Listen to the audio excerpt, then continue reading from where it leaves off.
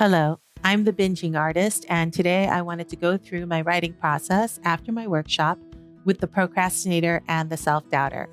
I'm going to make some small edits based on some of the feedback and then start outlining the next scene to revise.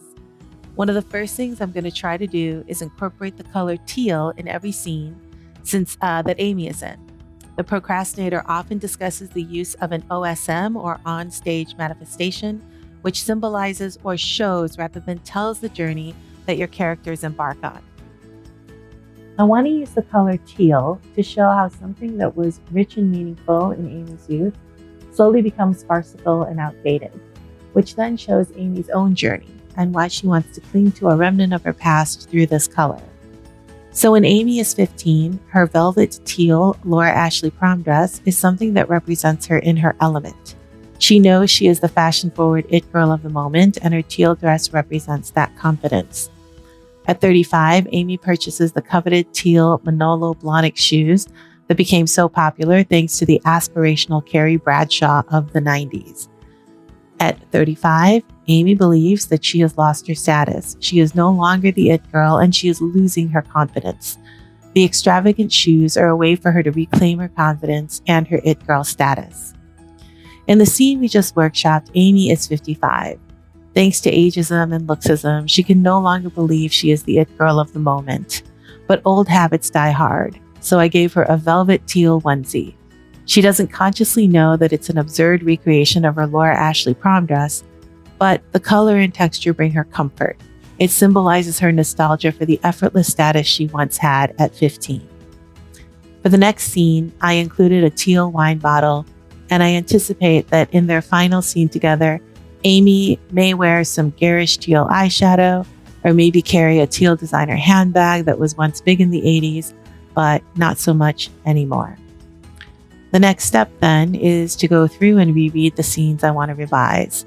A lot of times I like to copy and paste just that scene into a separate document and work on it outside of the rest of the script. During revisions, one of the first questions that I ask myself is whether or not it is clear that one character wants to convince another character to actually do something. The word convince is key because it's not something the other character wants to do. So in other words, I want to outline the conflict in this scene. In his book, Character, Scene, and Story, Will Dunn outlines how to discover what your character wants. He says the first thing you do is decide which character in the scene has the main scenic objective. In this scene, Mo goes to seek out Bethany. 30 years ago, when Bethany was 18, she brought a sexual harassment claim against the firm that Mo and Amy worked at. Mo represented the firm and made sure that Bethany's claim failed.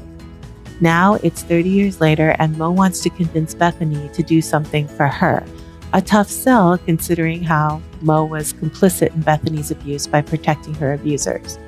So one of the first ways that I try to figure out the answer to this problem is by using the script notes feature in my script writing program. However, I'll also use a Word document, a piece of paper, or ChatGPT. And as I was rereading the scene, one line really stuck out. Bethany explains to Mo that after she won a settlement against her abusers, Bethany's entire family rallied around to support her and to help her build a new home where she could start a new life. Something in that line seemed to indicate what Mo might possibly need from Bethany, and that need underlies but is different from what Mo wants Bethany to do. As I was taking notes using script notes, I was just coming up with more questions and thinking in circles, which is when I broke out the ChatGPT.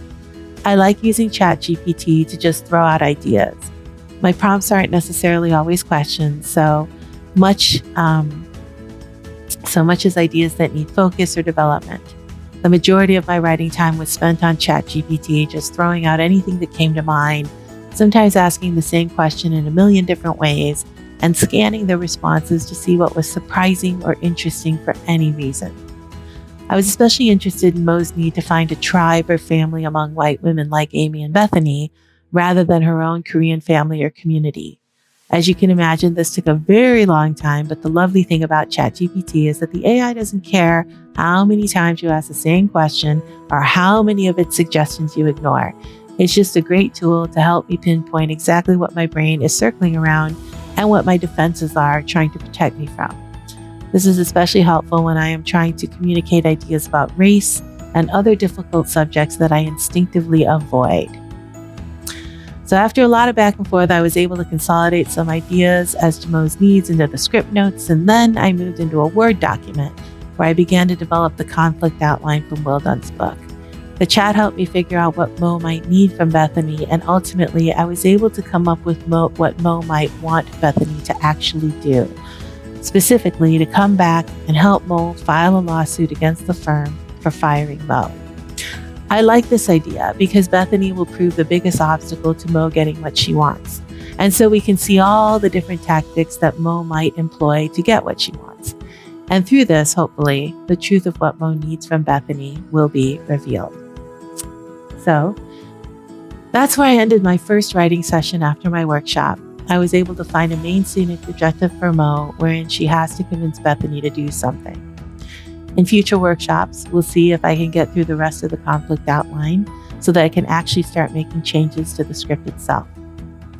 Since everyone's writing process is different, I'd love to hear how you get ideas from your head onto the page. Thank you for watching, and I hope to see you in the next one.